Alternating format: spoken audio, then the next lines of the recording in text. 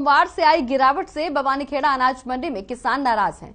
आड़तियों और किसानों की मांग है कि सरकार जल्द ही फसलों के दामों को बढ़ाए ताकि प्राकृतिक आपदा से हुए किसानों की फसल के नुकसान की भरपाई हो सके। लगभग 15 दिन से धान की फसलों में उतार चढ़ाव जारी है। अनाज मंडी आड़ती जोगीराम ने बताया कि लगभग 15 दिन से धान की फसलों के दामों में उतार चढ़ाव जारी है। सोमवार से धान की फसल के दामों में गिरावट आई है, जिसकी वजह से किसान नाराज हैं। वहीं गिरावटी धान के दामों से किसान की फसलों के नुकसान की भरपाइयां होना मुश्किल है, जिसकी वजह से किसान नाराज हैं। आरटीओ की मांग है कि सरकार धान की फसलों के दामों को बढ़ाकर जल्द ही किसानों की परेशानियों का समाधान करे, जिससे समय पर अनाज मंडी फसलों का उठान हो सके।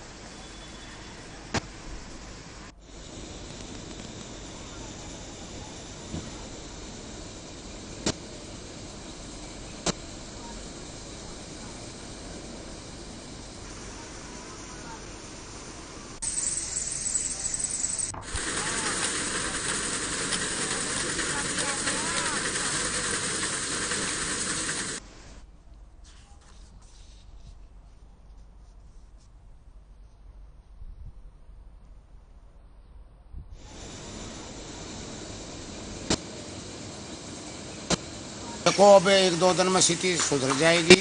देखो और डाउन होगा या स्थिति और मंदी होगी या तेज होगी, ये तो ऊपर चलेगा। किसान तो ये चाह रहे हैं जी, किसान तो ये कह रहे हैं 4 से ऊपर कहना है धान है जब हमारा खर्चा पूरा हो, क्योंकि किसान के खर्चे बहुत लगे। अब 10-10 हज़ार में तो कंबाइनों ने निकाले हैं धान, क्यों उसमें पानी था, दूसरी नहीं बढ़ सकी, चैन वाली कंबाइन से निकलवाए। अच्छा, फिर दूसरी बात यह आने के कारण मजदूरी भी 7,000-8,000 रुपये तकरीबन मजदूरी हुई है।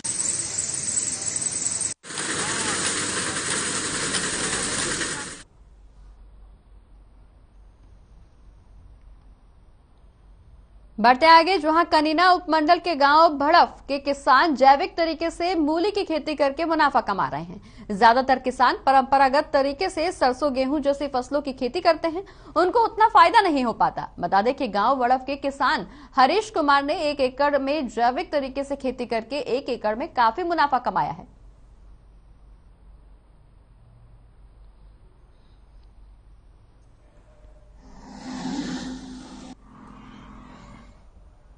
वहीं नूह में डीसी कैप्टन शक्ति सिंह ने मुख्यमंत्री अंत्योदय परिवार उत्थान योजना मेले का शुभारंभ किया। डीसी कैप्टन शक्ति सिंह ने मेले में लगी विभिन्न विभागों की योजना को दर्शाते स्टॉल का अवलोकन भी किया। उन्होंने कहा कि अंत्योदय की भावना से सरकार उल्लेखनीय कदम उठा रही है। बता दें कि इस मेले में 17 विभाग और 12 बैंक हिस्सा ले रहे हैं।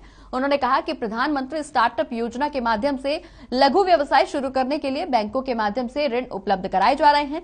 इसी तर्ज पर हरियाणा में भी मुख्यमंत्री मनोहर लाल के नेतृत्व में गरीब परिवारों के जीवन स्तर को ऊंचा उठाने के लिए मुख्यमंत्री अंत्योदय परिवार उत्थान योजना लागू की गई है, जिसका मुख्य उद्देश्य अंत्योदय है।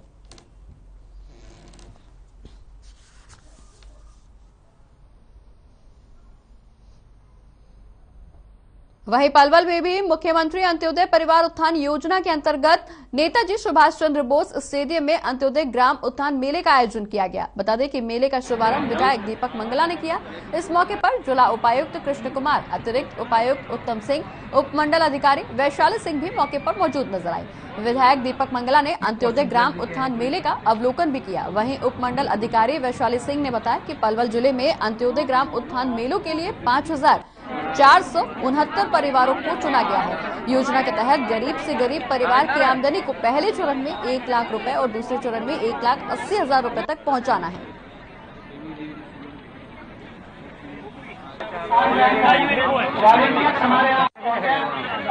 मैंने सरकार के पास अप्लाई किया था लोन के लिए, बकरियों के लिए। मेरा लोन पास हो गया है। ये सरकार की बहुत बहुत धन्यवाद। ये मुख्यमंत्री अंत्योदय परिवार योजना, ये योजना लॉन्च करी गई है हरियाणा सरकार द्वारा, जिसमें पूरे प्रदेश के जितने भी हमारे ऐसे परिवार हैं जिनकी सालाना आमदनी 1,80,000 से कम है, उनको आइडेंटिफाई करा गया है। उनको आज मेलों में बुलाया गया है ताकि उनको विभिन्न स्कीमों की जानकारी दी जा सके, उनको किसी न किसी स्कीम के साथ जोड़ा जा सके, ताकि आने वाले 1 साल में उनकी जो सालाना आमदनी है पूरे परिवार की, वो 1,80,000 से ऊपर पहुंचाई जा सके। उसी उद्देश्य से आज ये मेला हमने MC ब्लॉक का यहाँ पे ऑर्गेनाइज करा है। अंत्योदय प्रोग्राम के तहत हमारे 3-4 स्कीम आ रही है इसमें। तो जो मेन है हमारी मिनी डेयरी की स्कीम है, 2 पशु 3 पशु के केसेस हैं इसमें। जिसमें एक पशु 85,000 से 1 लाख रुपए तक का है, और इसमें SC में 50% की सब्सिडी है और जनरल में 25% की सब्सिडी है। तो कोई भी इसमें अप्लाई कर सकता है। इसमें एजुकेशन की कोई क्वालिफिकेशन की है नहीं, उम्र 18 से 55 साल होनी चाहिए। और अब बात कुरुक्षेत्र की करेंगे, जहां कस्बा शाहाबाद के गांव खेड़ा के राजमय प्राथमिक स्कूल में स्पोर्ट्स क्लब की टीम ने सर्दी के मौसम को ध्यान में रखते हुए आर्थिक तौर पर कमजोर और गरीब परिवारों के बच्चों को जर्सियां और अन्य सामान बांटे। बच्चों को खेलों और अन्य गतिविधियों के लिए प्रोत्साहित भी किया गया। वहीं स्पोर्ट्स क्लब शाहाबाद के अध्यक्ष प्रोफेसर राजबीर ने इस मौके पर कहा कि क्लब का उद्देश्य बच्चों को ऑलराउंड विकास करना है। वहीं चाहे वो एजुकेशन का क्षेत्र हो, शारीरिक शिक्षा या स्वास्थ्य हो और सामाजिक तौर पर कोई गरीब बच्चा हो, उसकी हर प्रकार की सहायता करना ही प्रमुख उद्देश्य है। तो इसको मास्क लगवाओगे नहीं? हमारा उद्देश्य है गरीब बच्चों का ऑलराउंडर डेवलपमेंट करना है, चाहे एजुकेशन को लेकर हो, चाहे शारीरिक शिक्षा को लेकर हो, चाहे स्पोर्ट्स को लेकर हो, या फिर और सामाजिक तौर पर अगर कोई गरीब बच्चा है तो उसकी सहायता करना ही हमारा उद्देश्य है। और मंदबुद्धि के बच्चों के लिए हम स्पेशल उसका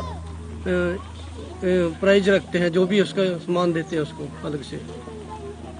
तो क्योंकि यही प्राइमरी स्कूल लेवल है, जो बच्चों का ये बेसिक है, यहीं से बच्चा पढ़ना छोड़ जाता है। हमने यहीं से बच्चों को आगे बढ़ाना है, यही हमारा उद्देश्य है। बहुत धन्यवाद करती हूँ सरकार, राजबीर सर का, जो हमारे स्कूल में इन्होंने बच्चों के बारे में सोचा है, गरीब बच्चों के बारे में, क्योंकि अभी भी बहुत से बच्चे ऐसे जो सर्दी में बिना जर्सी के आते हैं। तो सर का बहुत अच्छा प्रयास है कि इन्होंने हमारे स्कूल के जो सरकार, क्योंकि वैसे तो गवर्नमेंट इनको सभी सुविधाएं देती है, लेकिन फिर भी कई बार पेरेंट्स ऐसा होता है कि बच्चों के लिए जो भी उनके अकाउंट वगैरह में सरकार पैसे डलवाती है तो बच्चों को उसका बेनिफिट नहीं मिल पाता। तो जर्सियों के बगैर ही बच्चे, अब भी कई बच्चे सर्दी में बिना जर्सी के आते हैं। तो अभी बहुत खुशी हुई है, सर ने इनको जर्सियाँ वितरित की है। नहीं सर, बहुत अच्छा लगा, कोई बात नहीं सर, छुट्टी तो ऐसे ही चलती रहती है आगे भी, लेकिन ये सुनकर बहुत खुशी हुई कि सर बच्चों के लिए कुछ करने जा रहे हैं, जर्सियाँ वगैरह दे रहे हैं बच्चों को, तो इससे अच्छी खुशी। बढ़ते आगे, फतेहाबाद के रतिया में फतेहाबाद रोड स्थित इंपीरियल गार्डन में जिला पुलिस ने नशा मुक्त फतेहाबाद मुहिम के तहत जागरूकता कार्यक्रम का आयोजन किया, जिसमें पुलिस अधीक्षक सुरेंद्र सिंह भूरिया ने शिरकत की और कार्यक्रम को संबोधित किया। इस कार्यक्रम में कई सामाजिक संस्थाओं के सदस्यों, गांव के सरपंचों और गणमान्य लोगों ने भी हिस्सा लिया। बता दें कि सुरेंद्र सिंह भूरिया ने इस दौरान बताया कि रतिया क्षेत्र पंजाब बॉर्डर के साथ लगता है, इसको लेकर बॉर्डर पर सख्ती भी बढ़ाई गई है।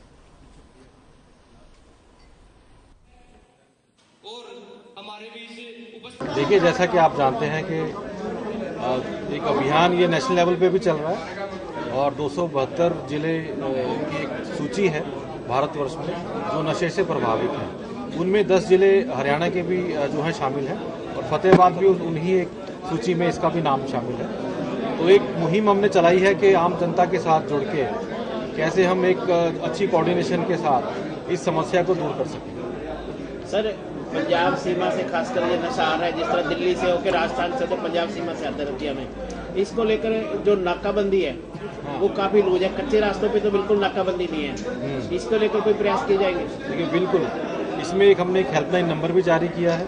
नाकाबंदी तो फिक्स है, हर रास्ता, क्योंकि कच्चे पक्के रास्ते हैं, हर रास्ते पे इतने रिसोर्सेज नहीं है कि हम नाका लगा सकें, लेकिन जो मुख्य रास्ते हैं उन पर नाका लगाया गया है। बाकी एक जो हमारा सूचना का तंत्र है उसे भी एक्टिव किया गया है।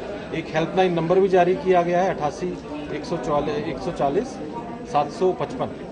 तो ये नंबर जो है, आप मेरी मीडिया के साथियों से भी गुजारिश है कि ज़्यादा से ज़्यादा इसका प्रसार करें। जो भी इस पर सूचना देगा हम उसमें तुरंत कार्रवाई की जाएगी। और रोहतक स्वास्थ्य विभाग और पंजाब नेशनल बैंक की तरफ से संयुक्त कार्यक्रम का आयोजन किया गया, जिसमें पंजाब नेशनल बैंक रोहतक शाखा ने सिविल सर्जन JS पुनिया और जिला उपायुक्त कैप्टन मनोज कुमार की अध्यक्षता में स्वास्थ्य विभाग के जरूरी उपकरण भेंट किए गए। वहीं जिला उपायुक्त कैप्टन मनोज कुमार ने इस दौरान बताया कि ऐसी बड़ी संस्थाओं को वेलफेयर का काम करना चाहिए। ऐसे उपकरण आने से मुश्किल की घड़ी में आमजन को लाभ होगा। बता दें कि पंजाब नेशनल बैंक ने स्वास्थ्य विभाग को 40 सेमी फॉलोर बेड और 40 बेड के गद्दे और एक AC मशीन, माफ कीजिएगा, ACG मशीन भेंट की है।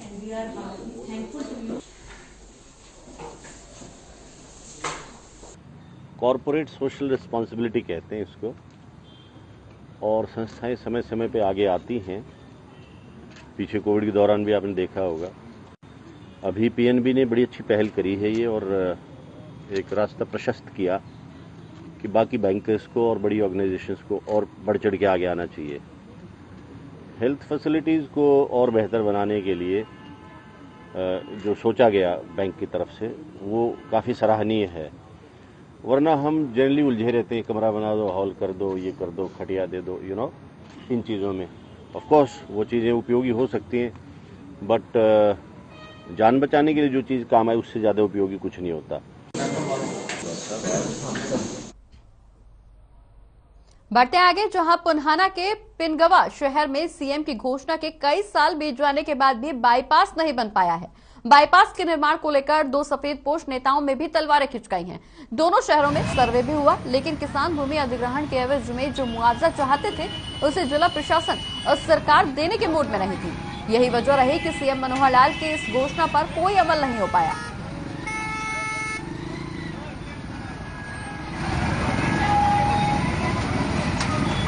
इतनी है कि परेशानी के लिए नहीं, मुख्यमंत्री जब पुराना 2015 में आए थे तब उनसे पिनंगवा और पुराना दोनों बाईपास के लिए कहा था कि यहाँ पर जनता परेशान है, यहाँ पर जाम लगा रहता है, लोगों को आने जाने में बहुत ज़्यादा असुविधा होती है। तो मुख्यमंत्री ने उस वक्त इस बात को, जहाँ एक्चुअली लोगों को परेशानी है, तो यहाँ पर दोनों पुराना पिनंगवा बाईपास बनाने की बात कही थी। लेकिन 2015 की घोषणा अब 2021 भी खत्म होने वाला है, लेकिन अभी तक बाईपास पे तो शायद कोई, हमें तो सर्वे भी तक भी हालात नहीं दिखती। तो पता नहीं है मुख्यमंत्री को क्यों झूठा या खुद बनना चाहता है या प्रशासन बना रहा है। तो ये सरकार पे सवाल निशान बनता है कि सरकार इस तरह से झूठी घोषणा का जनसभा में करती है तो लोगों को एक। और इसी के साथ 12 बजे की तमाम बड़ी खबरों में फिलहाल इतना ही। मुझे दीजिए इजाजत, नमस्कार।